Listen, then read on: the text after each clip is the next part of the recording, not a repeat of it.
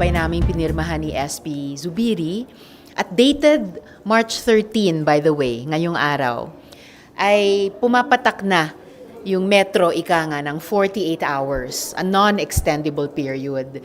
Nasa loob nun, upon receipt, no, sa loob ng 48 hours na iyon, kailangan mag-show cause, magbigay ng katanggap-tanggap na dahilan si Apollo Quiboloy kung bakit hindi siya dapat arestuhin at sa wakas paapirin na dito sa komite sa Senado. Pag hindi pa rin siya nagbigay ng maayos na dahilan, di paarestuhin na nga na siya ng Senado para mag-appear dito sa atin.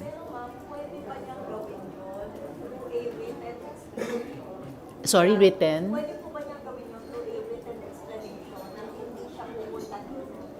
Yung show cause order ay through any form of communication, kahit written. So, kung katanggap-tanggap, by some miracle, then tatanggapin ng Senado. Pero kung hindi katanggap-tanggap, and all indications so far would show there's no acceptable reason na hindi siya paapirin dito, then isasagawa na yung pag-aresto sa kanya.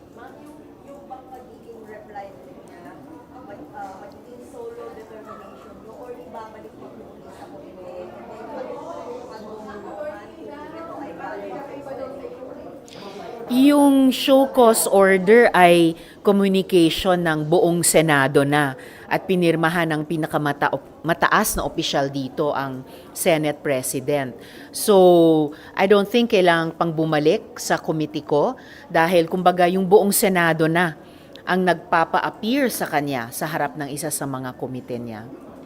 Sino mag-determine kung katanggap-tanggap yung explanation? Kayo lang po as chair or pagbobotohan pa rin ng Pwede I could get back to you on that kung ano yung magiging proseso, pero by my common sense lamang, sa pag-uusap naming mga senador, kasama ako doon at syempre kasama pati si SP, madidetermine namin kung baga ano bang sense of the Senate, kung magpadala siya ng dahilan, kung katanggap-tanggap ba ito o hindi. Pero ang bottom line ay, there has to be finally some kind of decent answer from Quiboloy. Dahil hanggang sa ngayon, ang pawang ginagawa niya ay pagtatago, pagbibigay ng mga hindi maintindihang mga komento, pag-i-impose pa, pag-lay down pa ng mga kondisyones. Unlike any other person na naimbita na sa kasaysayan ng Senado para humarap sa committee hearing. Teka, paano ba ito? Since yung focus order ay address kay Pastor, siya dapat sumagot, hindi lawyer niya. Kahit kung ang abogado ay sumagot, that should be on behalf of him. No? Or kung siya ang sumagot personally, siguro mas pinaka-okay yon. Pero ang pinaka-okay ay kung maayos yung sagot niya. Malamang hindi magiging katanggap-tanggap sa Senado, but as I said, if by some miracle maging katanggap-tanggap, at least finally, magkakaroon ng maayos siyang komunikasyon sa Senado. Ano yung magiging katanggap-tanggap, for example, sa posibleng isagot niya, what if decide niya security concerns, and what if decide niya na hindi talaga siya naniniwala na it will win for him to appear, he might as well appear na lang sa DOJ o kung saan. Magiging katanggap-tanggap. Not at all. Jurisprudence is firmly on our side. The Senate rules are firmly on our side. At mismong, speaking of jurisprudence, ang Korte Suprema ay nagsalita na rin tungkol dyan. At higit sa lahat, yung mandato ng Senado na magsimpleng pa-appear sa mamamayan. Sino pa man siya at napakarami ng matataas na opisyal ng church at state ay humarap na sa komite. Kaya bakit nag-i-insist si Quiboloy na wala siyang obligasyong humarap? No? Sino ba siya para sabihin iyon? At kailangan umabot pa sa ganitong punto na may show cause order pa para hindi siya maaresto. He's actually dug his own grave, sabi ko nga. Kung sana nagpakita na siya sa unang mga imbitasyon pa lamang namin, hindi na kailangang umabot sa ganito. Honestly, I cannot think of an acceptable reason na hindi siya paarestohin. Lalo na kung mananatili siyang magsabing he sees no reason to honor the Senate's invitation or subpoena or show cause order. Pag sinabi niya yon ulit, dahil sinabi na rin niya dati, that really shows the highest disrespect for the Senate as an institution, na ibang mga institusyon ng gobyerno at iba't ibang mga mamamayan ay nagpakita na ng respeto dati. Siya yung pinakawalang respeto sa nakita ko pa sa tanang buhay kong nagtrabaho dito sa Senado. If he will cite security reasons, nandyan ang ating PNP, nandyan ang osaan ng Senado, dun sa mga ibang humarap sa Senado na nag-cite ng security concerns. Lahat po sila ay naalagaan, nailigtas para magbigay ng kanilang mahalagang testimonya sa Senado. Di siya naiiba.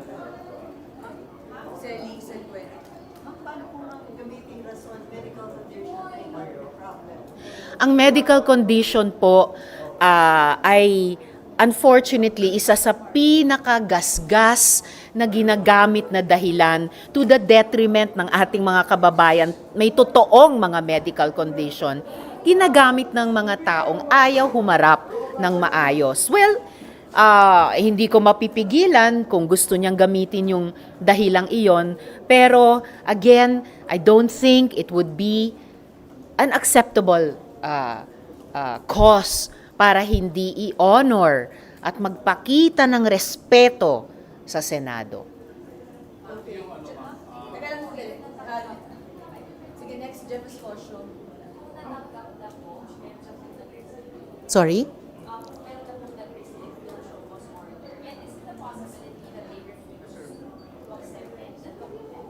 Well, it's a possibility that they would refuse, pero going by precedent, ni-receive naman nila yung naunang subpoena ng Senado. So, I don't see any reason they should not accept yung show cause order. Natanggap na ba ang show cause order?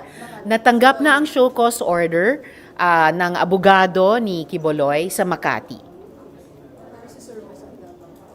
Pero isi-serve pa rin ito sa kanyang address sa Davao. Okay na, next si Jeff Escocio. Ano ko lang po, paano po yung meron ding show cause order ang House? Oh. May coordination po ba ang Senate sa House ng pagsiserve? Sino po? Paano po ba yun? Kung sino maunang or paano? I don't think matter ito ng unahan at walang koordinasyon. Fundamentally dahil ang investigasyon ng Senado ay tungkol sa mga reklamo laban kay Quiboloy na mga inabuso niyang mga babae at minor de edad at ibang mga individual pa para sa iba't ibang alleged offenses na kapag maging finding ng komite at subject ng recommendation ay ipapailalim namin dun sa rekomendasyon kaugnay ng mga batas natin on yung consent, lalo na sa mga secretive religious organizations, mga posibleng amyenda sa mga batas paggawa natin, lalo na sa mga walang employee-employee relationship, pumapasok bilang volunteer di umano, pero nalalabag ang mga labor saka occupational safety and health standards at pati yung mga batas natin kaugnay ng human trafficking. Sorry, nalimutan ko yung isang bahagi ng tanong nyo. Hindi ma'am, kung paano po ba sabi nyo nga hindi ito unahan. Yeah, yes. At yung Magpapadala na yata ang House Okay. sa Davao mismo. Okay, Paano po ang- yung magiging, kung arestuhin o hindi? Kaninong custody? Maghihiraman po. Hindi ko pa po alam. Well, actually, natanong po yung huling punto nyo, kung mapaaresto ng House, ay hihilingin ba ng Senado, paapirin din siya rito sa aming komite para sumagot ng ibang mga tanong. Kasi sa House naman, ang cause nila ay yung franchise ng SMNI. So, posible, kung ma-custody ng House, ay pwedeng hilingin ng komite namin, paharapin din siya rito. Or kung ma-custody ng Senate, ma-imagine ko na pwedeng hilingin ng House at wala namang bar sa pagkaalam ko na magpakita ng ganyang interparliamentary courtesy yung dalawang kapulungan sa isa't isa. Okay, next, Marlon Ibarra.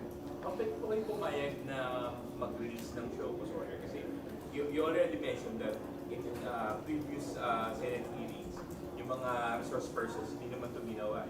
Oo. Naglabas na agad ng arrest order yung Senate sa mga ibang resource person na ayaw. Is this a response to the concern of Senator Robin and other senators na dapat bigyan ng due process na si Kibuloy? Walang paglabag sa due process ni Kibuloy. At importanteng linawin ko dito po yung show cause order na ito ay para sa na hindi siya maaresto. Yung naging objection noon, kasi nag-lapse na yon as of midnight last night, yung 7 araw para makabuo ng majority of the members of the committee na hindi po naman nabuo, yung 8, so lapse na po yung objection na yon, standing yung citing ko of ruling in contempt. Yung unang hinihiling sana at yung unang naging in a way related sa objection, gusto sana nila na may show cause order dun sa contempt. So lipas na po yon kasi yung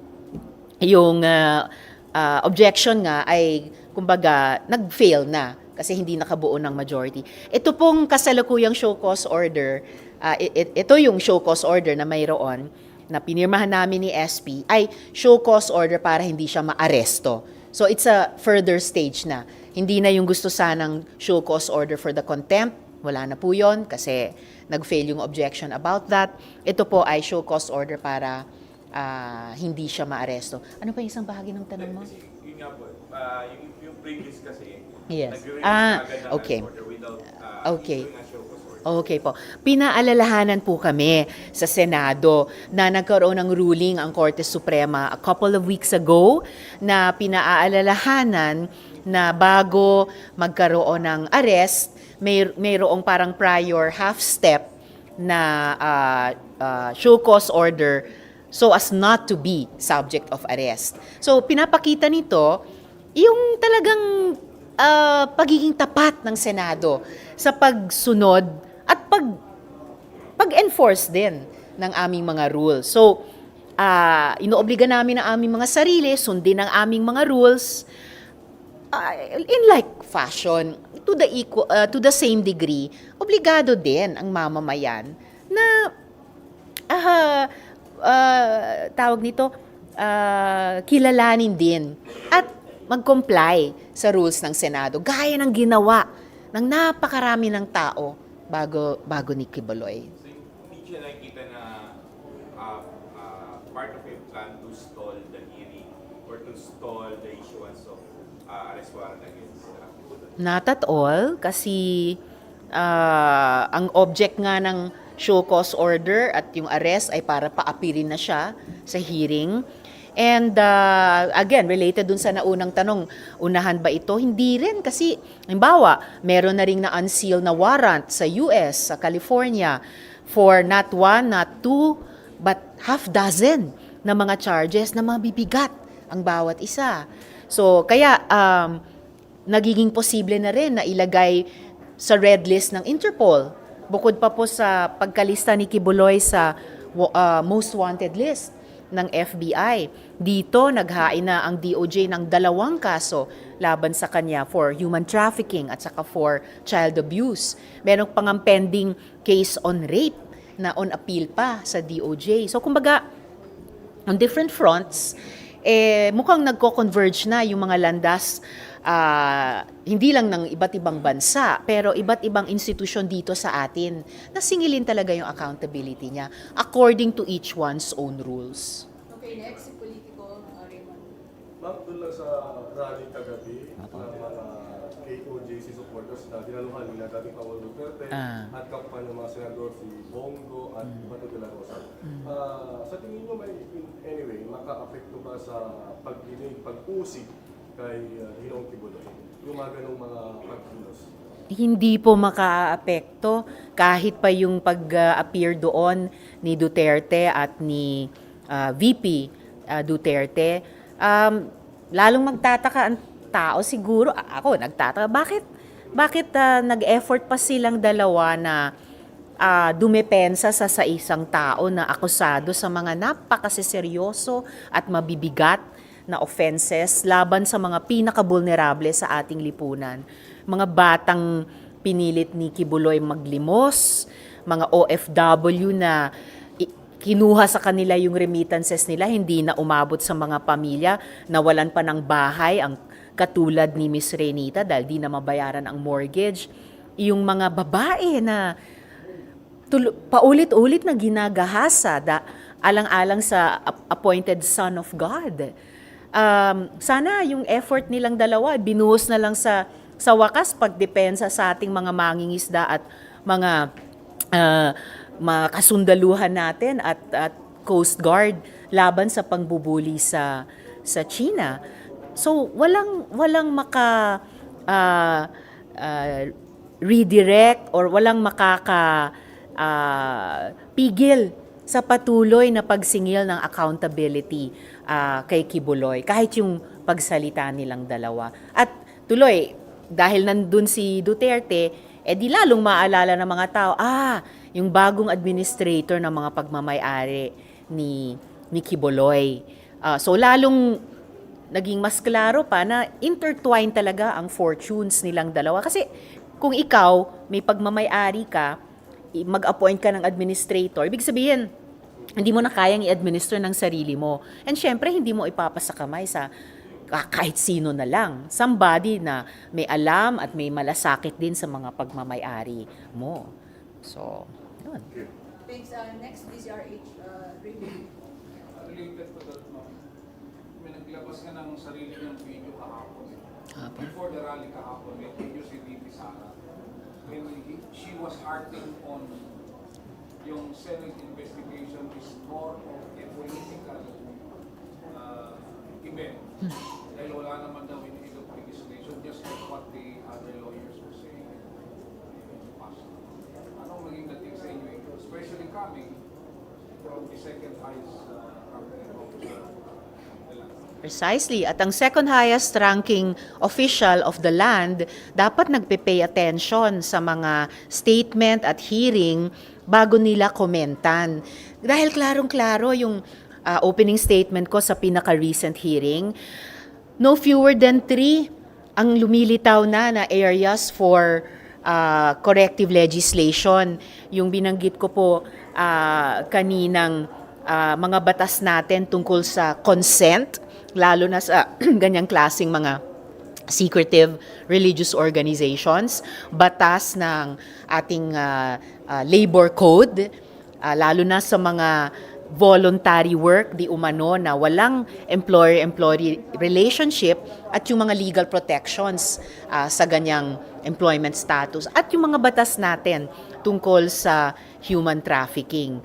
So, dapat inalam muna yan ni VP bago siya nag-comment ng ganyang wala namang kinalaman sa batas. And political, again, basahin niya yung resolusyon na aming dinidinig. Ito po ay tungkol sa mga grievous offenses laban sa mga babae at menor de edad sa kamay ni Kibuloy. Walang pinag-uusapang politika dyan. Simpleng karapatang pantao at dignidad ng mga tao at mamamayan na dapat dinedepensahan ng pangalawang pinakamataas na opisyal ng bansa. Hindi yung nag-abuso sa kanila.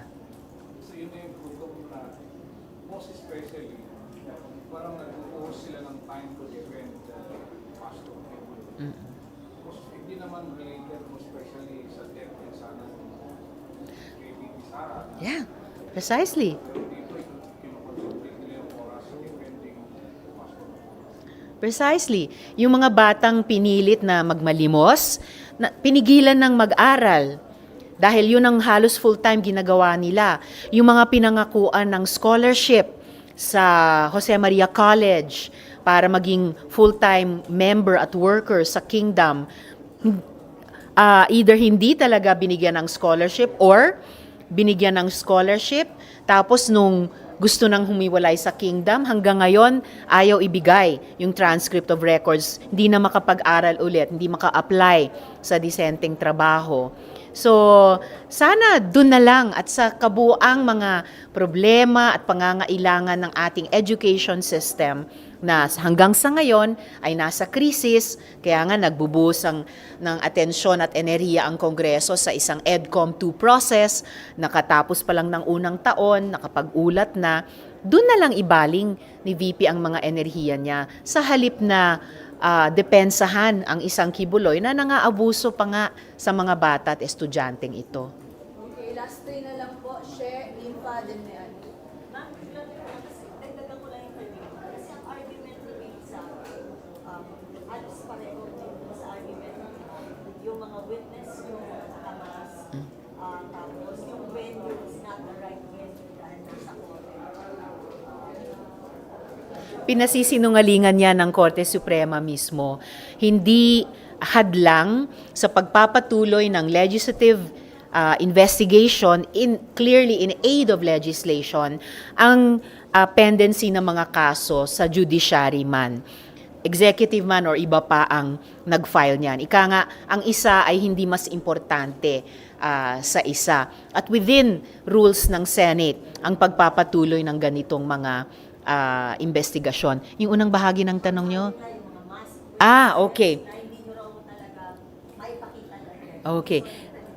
Again, kung nagpe-pay attention si VP, yung huling hearing namin ay buong pangalan na ang ibinigay ng mga testigo at ipinakita na nila ang kanilang mga muka mula sa kanilang kinaroroonan sa Singapore at sa Canada respectively. Meron din kaming ilang mga testigo sa mga unang hearing na nagpakita na rin ng muka, si Miss Arlene mula sa US at si Mr. Of course, yun yung huling mga hearing, si Miss Renita at si Sir Dindo. Hindi, yung Amerikanong, si Mr. Wood. Si Mr. Wood na nag-testify in person nung unang hearing. Pero yung iba naming mga testigo ay kinailangan sa ngayon mag-mask, kailangan kong gumamit ng alias sa pagtatanong sa kanila dahil sila ay hinaharas. Sila ay binabantaan ang buhay nila, binabantaan ng karahasan. Yung isang nagtestigo sa amin, kinasing yung lugar niya 3 beses na mga lalaking nakamotor. Sounds familiar? So kailangan niyang lumipat ng ibang lugar para lang manatiling ligtas. Yung mga nagtestigong una, binunyag din naman ni Kibuloy ang mga totoong pangalan nila at mga photos ng kanilang mga muka. At kasunod niyan, ayan na nga, daan-daan, libo-libong mga tagasunod niya ay nangharas sa mga testigo. And in any case, kahit yung mga testigong kinailangan munang gumamit ng alias at magmask, ay nag-execute ng sworn affidavit. So sila ay nanumpa na paninindigan nila yung kanilang testimonya. At kung sila ay nagsinungaling, pwede silang kasuhan. Anong ginawa na ni Kibuloy? Nakatumbas ng kanilang pagiging makatotohanan at matapang. Wala. Tinanggap ng lawyer yung show cause order.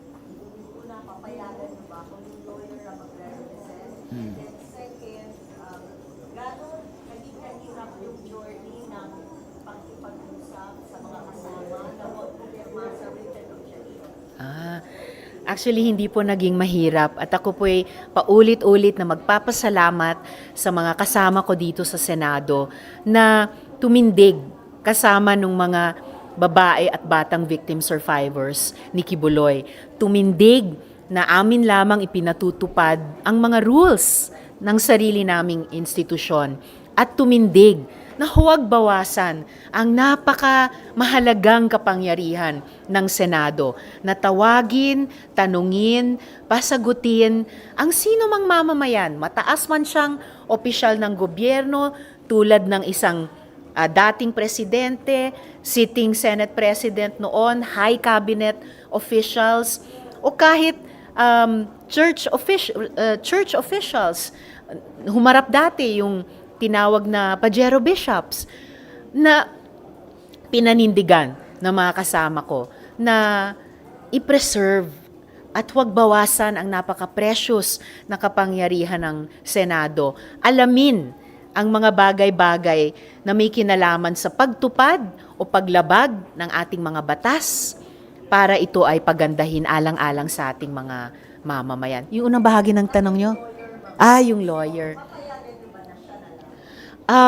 Unang hearing pa lamang na nag-appear yung abogado ni Quiboloy, sinabi ko nga na hindi siya yung tatanungin ng komite dahil ang mga offenses alleged ay napaka-personal kay Quiboloy. At hindi naman masasagot ng isang abogado, hindi naman masasagot ng buong kingdom ano ang nangyari at di nangyari sa bedroom ni Quiboloy.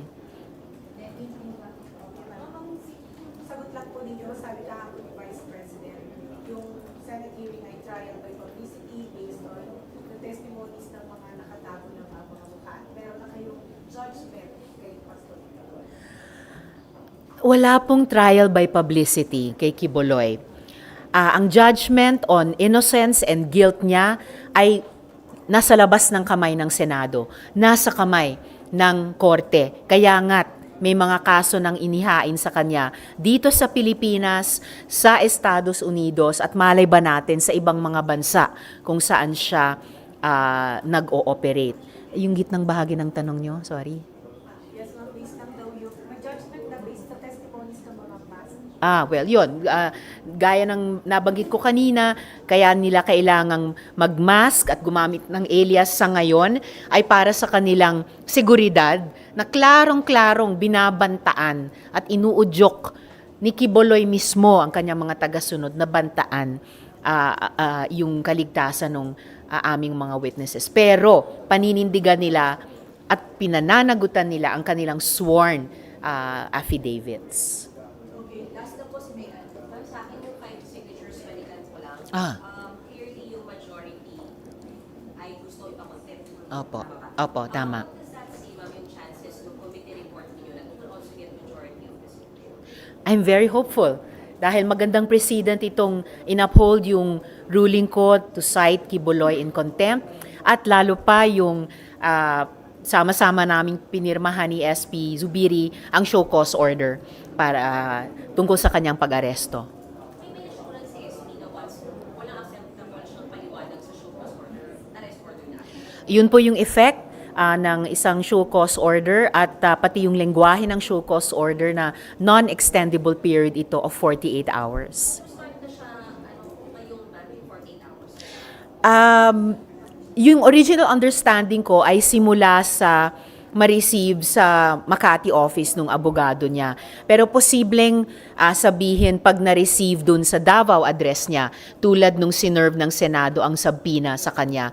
But in any case, it is still 48 hours non-extendable. And the Davao address, mag-receive today din, ma'am? As soon as possible. As soon as possible. So inintay lang po namin yung update ng OSA.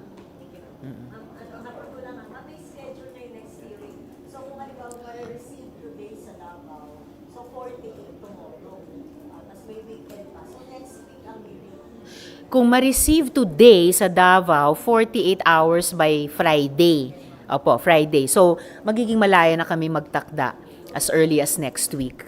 Depende na lang sa aming mga paghahanda. Pero ma'am, kung na-receive na ng lawyer niya sa Makati, di ba yun na yung patak ng 48 hours? Kung na-receive na lawyer? Akala ko nung una, pero may precedent na pina-receive namin sa yung subpoena sa Davao address. So, kung alin of course, I would prefer a sooner period, pero kung sabihin na papatak ang 48 hours from receipt sa personal address niya sa Davao, para sa akin, still, it's just 48 hours at non-extendable.